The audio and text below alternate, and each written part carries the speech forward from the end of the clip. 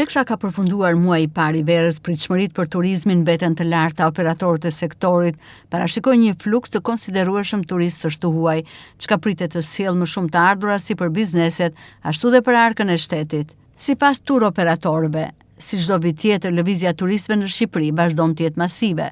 Turizmi po zhvillohet në të gjitha segmentet, qoftë ai bregdetar, kulturor apo malor. Ndërsa nuk ka pasur shqetësime të veçanta, përkundrazi ka një rritje të qëndrueshme të fluksit të vizitorëve. Nga akomodimi në hotele, transporti, restorantet e deri te konsumimi i produkteve të detit, pushimet këtë verë pritet të kushtojnë më shumë. Sipas operatorëve, rritja e kostove të bizneseve është reflektuar edhe në çmimet për turistët. Sipas përfaqësuesve të sektorit, një nga zhvillimet që mund të ndikojë në uljen e kostove në të ardhmen është vënia në funksion e aeroportit të Vlorës.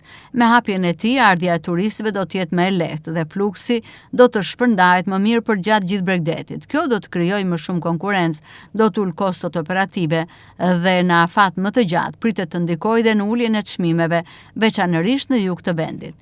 Ndërkohë, sipas të dhënave të Instat, gjatë 5 muajve të parë të vitit në Shqipëri kanë mbërritur 3.7 milion turistë të huaj, një rritje prej 8% krahasuar me të njëjtën periudhë të një viti më parë.